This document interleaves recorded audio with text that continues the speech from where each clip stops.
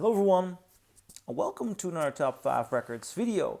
And today I'm doing a review not behind my usual vinyl collection, but somewhere else because I'm not at home, but I heard this new album, this special release by Neil Young and the Chrome Hearts, and I think I should share my experience with you guys. Because something interesting is happening on this record. And this new album is out today. It's Talking to the Trees by Neil Young and the Chrome Hearts. And the Chrome Hearts is a backing band that is, well, the name is new, but there are a lot of members of Willie Nelson's family there, so that's not new. I've seen Neil Young perform live in Amsterdam with a lot of the sons of Willie Nelson before. Brilliant performance. That was, very energetic. But that must have been about 5-6 years ago. Something like that. Spectacular performance. It was really, really good. And on this release, Talking to the Trees, I heard something of Neil Young that I did not think I would ever hear. What? Neil Young sounds old. Thing is, I've talked about the aging of his voice before, and a lot of people may have said you can hear this, his voice is getting older. I did a record about 1 or 2 years ago, in which I noticed that his voice was growing older, and it was how do I say this? Getting more raw, aging in a very beautiful way, giving it a certain edge. On this album, Talking to the Trees, there is a new level of aging there. Immediately when you put on the album and you listen to the first song, you hear not a emotional fatigue. As a matter of fact, he sounds very energetic in his purpose, in his way of playing, in the way he, in his motivation. But there is this fatigue to the voice that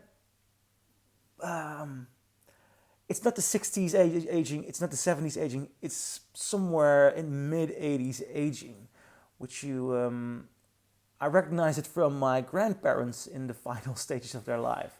Now, I am not one of the reviewers or music fans who believe that aging is a bad thing or that audible aging is a bad thing. As a matter of fact, I disagree with the idea that rock and roll is a young man's game.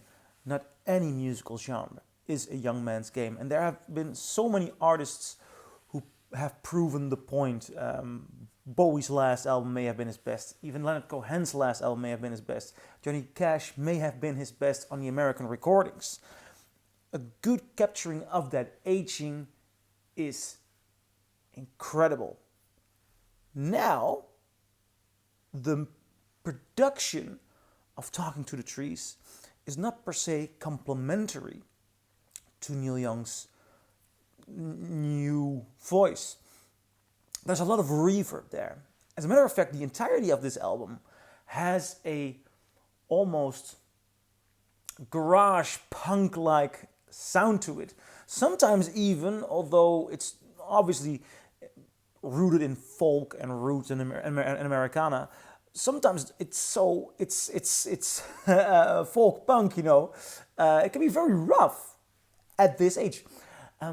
Still, there is this heavy reverb and this garage feel to it that doesn't make the aging of Neil Young's voice sound like beautiful, dry, direct, mid-center warmth. No, it makes his voice even more fragile.